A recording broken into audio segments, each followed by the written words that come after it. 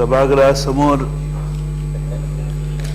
या ठिकाणी 33, 34, 35 तिन्ही बिलं मांडली,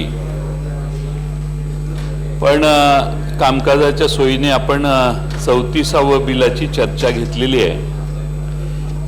मूळ 34व्या बिल मांडण्यासाठी जे जीएसटीचं मूळ बिल आहे त्याच्यावरची चर्चा ही यानंतर होणार आहे आणि ती मांडल्याशिवाय त्याच्यावर वायफळ बोलणं हे योग्य नाही, म्हणून मर्यादशील आणि या बिलापुरतच मी माझी मतं मांडण्याचा प्रयत्न करतो। अध्यक्ष महोदय, मुंबई शहर महानगरपालिका ही महाराष्ट्राचं नाक आहे, महाराष्ट्राचं भूषण आहे आणि या महानगरपालिकेमध्ये थोडीशी आर्थिक कुचराई झाली, थोडीशी तोशिष महानगरपालिकेच्या स्त्रोतांना लागली तर एवढं मोठं अवाढव्य शहर कोसळू शकतं आणि फार मोठा गोंधळ या शहरात निर्माण होऊ शकतो, या बाबतीत कुणाच्या मनात शंका नाही। आणि म्हणून जीएसटी येत असताना या शहराचा ऑक्ट्रॉय कसा आपल्याला टिकवता येईल किंवा ऑक्ट्रॉयचं उत्पन्न वेगळ्या मार्गाने कसं शहराला मिळेल यासाठी प्रामुख्यानं या बिलात आपले सगळे मुद्दे मांडून सरकारी पक्षाने हे बिल आणलेले। अध्यक्ष महोदय, त्याबरोबर इतरही महानगरपालिका आहेत ज्यामध्ये आपण एलबीटी गोळा करत होतो। पृथ्वीराज चव्हाण साहेबांनी सांगितलं ते योग्य आहे की आपण एलबीटी थोडासा सगळाच रद्द केला, तो जर राखला असता तर कदाचित आपल्याला केंद्र सरकारमध्ये कॉम्पेन्सेशन मिळवताना तो एक महत्वाचा मुद्दा झाला असता। आणि जसं आपण मुंबईच्या ऑक्ट्रॉयसाठी कॉम्पेन्सेशन मिळवलं तसं महाराष्ट्रातल्या महानगरपालिकांच्या साठी देखील कॉम्पेन्सेशन त्या एलबीटीच्या अगेन्स्ट पुढच्या 5 वर्षासाठी का होईना किमान आपल्याला मिळालं असतं। त्यामुळं या देशामध्ये कराच्या प्रणालीमध्ये बदल होणार आहे हे आज नाही, गेल्या 2-3 वर्षात नक्की आपल्या सगळ्यांना माहित होतं। तरी आपण सवंग लोकप्रियतेसाठी एलबीटी रद्द केला। त्या लोकप्रियतेमुळे राज्याचं किती नुकसान झाले त्याची आकडेवारी पृथ्वीराज बाबांनी आत्ताच आपल्याला सांगितली। आपल्याला जरा थोडंसं आपण वजन वापरलं तर मला खात्री आहे की अजूनही वेळ गेलेली नाही। केंद्र सरकारशी बोला आणि जसं मुंबई महानगरपालिकेचा हा ऑक्ट्रॉयचा स्रोत मोडणार नाही याचा थोड्याफार प्रमाणात आपण प्रयत्न केलाय, तसा उरलेल्या महापालिकांचा एलबीटी देखील काही काळापुरता मिळवण्याचा प्रयत्न करा, म्हणजे 2019ला आपण निवडणुकीला जात असताना किमान आपल्याला खर्च करण्याची काहीतरी त्राण शरीरात उरेल सरकारच्या, नाहीतर पुढच्या 2 वर्षात अनेक आर्थिक प्रश्न तयार होतील। अध्यक्ष महोदय, हे बिल मांडलेलं आहे, सभागृहासमोर मांडलंय, आपल्याकडं काही बिलं आली काही बिलं आली नाहीत, त्याचा आता तपशिलात तांत्रिक मुद्द्यावर मी बोलत नाही, पण अध्यक्ष महोदय या बिलाला मान्यता घेण्यासाठी आमचे राज्याचे अर्थमंत्री हे मातोश्रीवर जाऊन आला ना, आले बरोबर आहे का? आपण गेलो, अर्थमंत्री गेले होते, नाही अर्थ काय अडचण जायलाच पाहिजे ना, असं कसं चहा घ्यायला जेवायला आणखीन कशाला गेलं तरी पण अडचण पुढे आहे। रामदास कदम भाई हे अनेक वेळा जाऊनही नाशिकला असं भाषण होतं, ही सगळ्यात मोठी समस्या आहे आमची। नाही आम्हाला काय, आम्ही विरोधी पक्षात आहे, आम्हाला फक्त 2019च दिसतंय, मध्ये आधी काही दिसत नाही आता। पण अध्यक्ष महोदय, या महाराष्ट्रामध्ये सरकारचं बिल, धोरण, त्या बिलातल्या सगळ्या तरतुदी या अध्यक्ष महोदय बाहेर कुणाला तरी जाऊन चर्चा करून सल्ला मसलत करून त्यांच्या सल्ल्याने हे बिल सभागृहात मांडण्याचा प्रयत्न जर होत असेल तर अध्यक्ष महोदय मला खात्री आहे मुख्यमंत्र्यांना लोकशाहीची सगळी मूल्य माहिती आहे। या सभागृहात येणारा प्रत्येक विषय कसा आणायचा असतो हेही मला वाटतं त्यांना माहिती आहे, हे नाही जात तिकडे। आणि त्यामुळे अध्यक्ष महोदय, माननीय मुख्यमंत्री महोदयांच्या मनाला तरी हे पटलंय का की राज्याच्या अर्थमंत्र्यांनी जाऊन कुणाला तरी जाऊन विनंती करून सांगायचं, अध्यक्ष महोदय सांगायला आमची तक्रार नाही, पण इकडे मंत्रालयात बोलवायचं. एक महानगरपालिका नव्हती, महाराष्ट्रातल्या कितीतरी महानगरपालिका आहेत की ज्यांचे करते धरते त्या गावातले लोक त्या सगळ्यांना बोलवून एक मेळावा घेतला असता आणि सांगितलं असतं की आम्ही तुमचा रेव्हेन्यू असा प्रोटेक्ट करतोय, तर राज्य सरकार म्हणून काहीतरी चीज अस्तित्वात आहे असं साधारणपणाने महाराष्ट्रात एक मेसेज गेला असता. आणि त्यामुळे अध्यक्ष महोदय आपण आपल्या या सगळ्या कराच्या प्रणालीमध्ये बदल करत असताना या ठिकाणी मला हे कळत नाही की आपण हे बदल करत असताना अध्यक्ष महोदय जीएसटी मधल्या या कॉम्पेन्सेशन बद्दल सुरुवातीला उद्धव ठाकरे साहेब हे आम्हाला जीएसटी मान्य नाही असं म्हटलेले, मी वाचलेलं पेपरमध्ये. आणि खरं म्हणजे ते एकदा एखादी गोष्ट बोलतात ना त्यावेळी त्यातला मुद्दा अगदी बरोबर असतो. त्यामुळे त्यांनी त्या मुद्द्यानं जीएसटीची चर्चा सुरू झाली आणि महाराष्ट्रात एकदम डरकाळी फोडली, आम्हाला जीएसटी मान्य नाही म्हणून. मुंबई शहराच्या कोणत्याही अस्तित्वाला धक्का पोचणाऱ्या गोष्टी आम्ही मान्य करणार नाही अशी त्यांनी घोषणा केली. आमच्या सुधीर भाऊंचं बिल प्रिंट तयार व्हायच्या आधीच सुधीर भाऊ जाऊन तिकडे आले, ताफ्यासह गेले, एकटे गेले नाही. सगळा ताफा घेऊन मातोश्रीवर हजर सुधीर भाऊ मातोश्रीवर जाऊन ताफा घेऊन प्रेझेंटेशन तयार. आणि प्रेझेंटेशन मध्ये मातोश्रीवर अष्टप्रधान मंडळ बसलं आणि अष्टप्रधान मंडळाला सुधीर भाऊंनी प्रेझेंटेशन केलं. बरोबर आहे की नाही? तुम्ही हात हात हात जोडून असे बसलेला आहात म्हणजे ऍक्सेप्टेड. ही बॉडी लँग्वेज आहे म्हणजे ती ऍक्सेप्टेड. तुम्ही सुधीर भाऊ आता 20-25 वर्ष तुम्हाला ओळखतो. आक्षेपार्ह काहीच नाही ना. नाही असं कसं, मला माझ्या नंतर बाई तुमच्यावर अजून आलेलोच नाही मी, बाई तुमच्यावर यायचं अजून नाही. फक्त आठवण करून देतो की सन्माननीय प्रतिभाताई पाटील यांना ज्यावेळेला राष्ट्रपती बनवायचं होतं त्यावेळेला आपल्या पण पुष्कळ लोकांनी लाईन लावली होती ना मातोश्रीवरती. प्रतिभाताई पाटील यांना ज्यावेळेला राष्ट्रपती बनवायचं होतं त्यावेळेला आपण सगळी मंडळी आलो होतात ना तिकडे मातोश्रीवरती. मग अडचण काय जायला? आपण पण विचार केलंच नाही आपण त्यावेळेला, मग अडचण काय करायला जायला? म्हणजे आपलं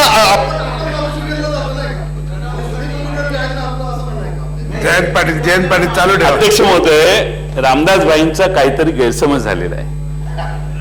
सुधीर भाऊ मातोश्रीवर गेले याचं मला दुःख नाही, अजिबात नाही. पण जो दस्तऐवज घेऊन ते मातोश्रीवर गेले त्याबद्दल आणि जे प्रेझेंटेशन केलं ज्याचं बिलात पुनर्परिवर्तन करून आमच्या समोर तुम्ही आलाय, या बिलाच्या बाबतीत जी राज्य व्यवस्थेतली घटनेतली तरतूद आहे, शेवटी आता एक्स्ट्रा कॉन्स्टिट्युशनल अथॉरिटीज तयार करायच्या का नाही हा आपला मुख्यमंत्री महोदय प्रश्न आहे. आणि आपण ठरवायचंय. आपण स्वाभिमानाने वाघाच्या जबड्यातले दात मोजायला निघाला होता. जबड्यात हात घालून दात मोजायला निघालेले ते त्याला सगळं नेऊन खायला घालायला लागले. आता काय मला काय कळेनाच. हे बिलात नाहीये, पण त्यांच्या त्या दिवशीच्या बिलावर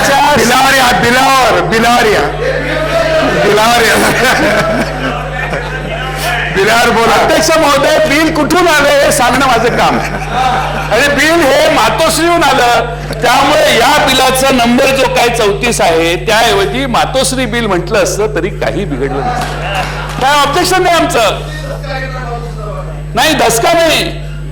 त्यामुळे मला काही तसं हे नाही. पण अध्यक्ष महोदय का गेले त्यांचा गैरसमज असेल की या बिलाच्या मंजुरीसाठी गेले, पण राष्ट्रपती निवडणुकीसाठी शिवसेनेकडे 25,893 मतं आहेत आणि तोपर्यंत यांना धक्का लावायचा नाही असा धोरणात्मक निर्णय हा झालेला आहे. बिलात नाही ते कळत नाही लोकांना, काही कळत नाही. बाबा हे का तिकडे गेले, का गेले? बिलावर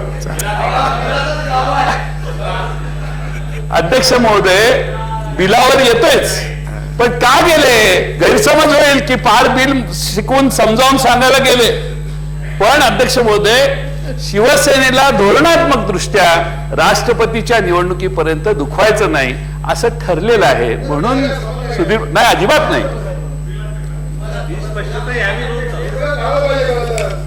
नाही नाही, अहो एवढे चांगले विचार का करताय? मी तुमच्या ताकदीचं महत्व सांगतोय सभागृहाला. शिवसेनेकडे किती मत आहे ते सांगतोय आणि ते काय मलाच आता उद्धव ठाकरेंकडे तक्रार केली पाहिजे. जयंत पाटील अध्यक्ष महोदय, दुसरा महत्वाचा भाग असा आहे की प्रेझेंटेशन झालं, सगळं झालं, साहेबांचं काही समाधान झालं नाही. रात्री मेसेज आला, रात्रीची बैठक रद्द. जीएसटीचा मसुदा मातोश्रीवर आला तरच आम्ही मागण्या, आमचं म्हणणं मान्य केलं तरच आम्ही मान्य करू, वगैरे वगैरे काय काय चर्चा झाली. पण अध्यक्ष महोदय, मागण्या काय हे बिलाचा महत्वाचा भाग आहे. त्यातली सगळ्यात महत्वाची मागणी म्हणजे मुंबई महानगरपालिकेची स्वायत्तता कायम कशी राहील ही त्यातली आग्रहाची भूमिका आहे. दुसरा महत्वाचा भाग म्हणजे नुकसान भरपाई वेळेवर जर आली नाही तर काय करायचं? एस्क्रो अकाउंट उघडा, उशीर झाला तर त्यातून एस्क्रो अकाउंट मधून कॉर्पोरेशनला ऑटोमॅटिक पैसे जातील अशी प्रोव्हिजन करा. आणि कुठल्याही परिस्थितीत महानगरपालिकेला या सरकारच्या दारात भिकेचा कटोरा घेऊन उभा राहायला लागू नये ही त्यातली कल्पना आहे. हे बिल ही त्याचा साधारणपणाने आधार करण्याचा प्रयत्न करतो. अध्यक्ष महोदय, केंद्र सरकार आणि राज्य सरकारमध्ये केंद्र सरकार मागच्या वर्षीच्या उत्पन्नाच्या 14% वाढ, इन्क्रीज 14% धरून आपल्याला कॉम्पेन्सेशन देणार आहे. म्हणजे केंद्र सरकार राज्य सरकारला 14% दराने भाई कॉम्पेन्सेशन देणार आहे. पण राज्य सरकार मुंबई महानगरपालिकेला 8% कॉम्पेन्सेशन देणार आहे. कळलं नाही तुम्हाला? हे घरी कुणी जेवायला आले की त्याला पाक एकदम हे करायचं हे बरोबर नाही. मुंबई महानगरपालिकेलाही 14% का नाही कॉम्पेन्सेशन हा प्रश्न सभागृहात या बाजूने या चर्चेत विचारला जाईल अशी माझी अपेक्षा आहे. प्रभू साहेब, 8% आणि 14% हा फरक का राहिला? 10% का नाही? 6% कमी का? आणि अध्यक्ष महोदय, महानगरपालिकेचा ग्रोथ कसा होणार याचं प्रेडिक्शन तुम्ही कसं करू शकता? काही नाही, महानगरपालिकेची ग्रोथ 8%नेच होणार. असं कसं होणार? उद्या अध्यक्ष महोदय, महानगरपालिकेची ग्रोथ ही कदाचित 11%ने होईल, 12%ने होईल. एखादं शहर, एखादी नवी कल्पना आता मुंबईत वरळीला आपण नवी घरं बांधायला लागलेला, ती बीडीडी चाळीतली घरं निघणार, एवढ्या मोठ्या प्रमाणात घरं होणार, ग्रोथ रेट एकदम वाढला शहराचा, तरी कॉम्पेन्सेशनचा रेट 8%च्या वर.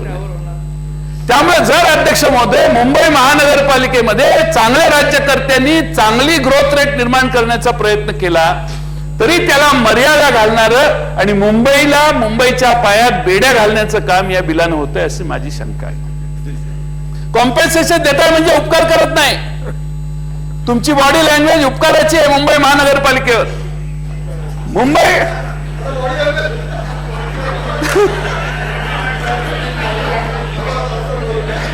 भाई तुम्ही थांबा,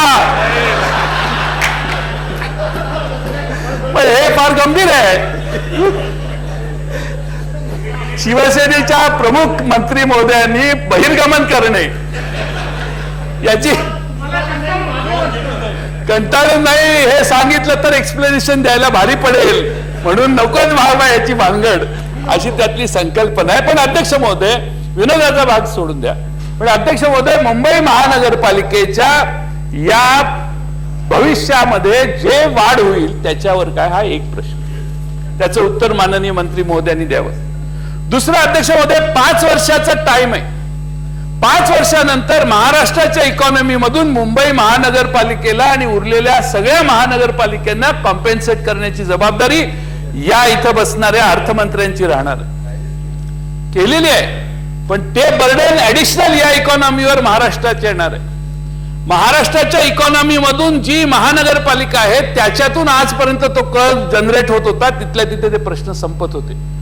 आता आपण ते सगळं डायल्यूट केलं, मिक्स केलं आणि आज महाराष्ट्राच्या 12 कोटी लोकसंख्येकडून जे कर गोळा होतील त्याच्यातला वाटा हा या शहरांच्या सेवेसाठी देण्याची व्यवस्था करावी लागेल. आधीच महाराष्ट्रातल्या ग्रामीण भागातल्या ग्रामपंचायतीमध्ये सार्वजनिक व्यवस्था निर्माण करण्यासाठी राज्य सरकारला पैसे देता येत नाही. खेडेगावातल्या लहान लहान प्रश्नात आपण आज कमी पडतोय. गटार असो, रस्ते असो, बाकीच्या पाणी पुरवठ्याच्या योजना असो, प्रत्येक वेळेला बजेटवर मर्यादा येत आहेत आणि आपल्याला या महाराष्ट्राच्या ग्रामीण भागातल्या सुधारणा करण्यासाठी सतत लोकांच्या अपेक्षा पूर्ण करण्यासाठी अपयश येते. हे आपल्याला कुणाचं सरकार असलं तरी आपल्याला नाकारता येणार नाही. आणि त्यामुळं या महाराष्ट्रात गोळा झालेल्या एकत्रित कर संचलनातून जर महाराष्ट्रातल्या शहरात राहणाऱ्या आणि अधिक चांगली व्यवस्था ऑलरेडी ज्यांची आहे त्यांच्याकडे या इकॉनॉमीतनं पैसे देत असताना 5 वर्षानंतर आपल्याला तोपर्यंत 5 वर्ष नवे स्रोत निर्माण करण्याची गरज निर्माण होणार आहे. आज जर कदाचित 7,000 कोटी रुपये मुंबई महानगरपालिकेला द्यावे लागत असतील तर पुढच्या 5 वर्षानंतर ज्यावेळी आपल्या ट्रेजरीतून पैसे द्यायची पाळी येईल त्यावेळी 11 ते 12,000 कोटी रुपये फक्त मुंबई महानगरपालिकेचं हेड करून आपल्याला मुंबई महानगरपालिकेला द्यावे लागतील. दुसऱ्या इतर महानगरपालिका वेगळ्या ज्या 6,500 कोटीवर आज आहेत त्यांची ग्रोथ कमी होईल असं समजू आपण, पण तेही जवळपास 9-10 हजार कोटी. महाराष्ट्राच्या बजेटमधून तुम्हाला जवळपास 20,000 कोटी रुपये महानगरपालिकेच्या व्यवस्था टिकवण्यासाठी बजेटमध्ये द्यावे लागतील. हा या बिलाचा सगळ्यात मूळ अर्थ आहे असं मी समजतो. आणि म्हणून आपल्याला महाराष्ट्रात एवढं बिल मांडलं, कॉम्पेन्सेशन दिलं, मोकळं झालो, एवढी सहजासहजीची ही तरतूद नाही. याचे परिणाम या सभागृहातल्या 288 आमदारांच्या मतदारसंघात होणाऱ्या कामांवर होणार आहेत. याची नोंद कृपया आपण सगळ्यांनी घ्या. आणि हे करत असताना आपली सगळ्यांची जबाबदारी आहे की प्रत्येक मतदारसंघातल्या कामांची गती तीच राहायची असेल तर या 20,000 कोटी रुपयाला 2005 म्हणजे 22 साली ज्यावेळी आपण पुन्हा ह्या सभागृहात जर ते मतदारसंघातला आमदार असेल तर त्या 22 साली त्याला त्या कॉम्पेन्सेशनचा वाटा तोशीस म्हणजे बजेट उघडलं 20,000 कोटी इकडे गेले आणि आपल्याला 2,000 आणि 3,000 कोटी महाराष्ट्रातल्या ग्रामपंचायतीच्या व्यवस्थेला मिळाले. याच्यातनं महाराष्ट्रामध्ये शहरात आणि ग्रामीण भागात एक नवा थोडासा एकमेकाचा गैरसमज होणारा प्रवास सुरू होण्याची शक्यता आहे. आणि म्हणून भविष्यात काय होणार याची चर्चा आणि याचा विचार या बिलाच्या निमित्तानं होण्याची आवश्यकता आहे. हे एवढं सिंपल नाहीये की जीएसटी आलं, सगळ्या भारतानं केलं, आपणही केलं पाहिजे आणि मग मुंबईची अडचण आहे म्हणून हे बिल मांडायचं. आणि मुंबईच्या अडचणीच्या बरोबर 5 वर्ष, हे 5 वर्षाचंच आहे बिल. 5 वर्षानंतर जे आपण इतर महानगरपालिकांना कॉम्पेन्सेशन देणार तसंच मुंबई महापालिकेला कॉम्पेन्सेशन चालू होणार आणि त्याला आपल्याला बजेटरी प्रोव्हिजन करण्याची एक मोठी जबाबदारी अध्यक्ष महोदय आपल्या सगळ्यांना आहे. खरं म्हणजे मुंबई महानगरपालिकेची निवडणूक फार छान झाली.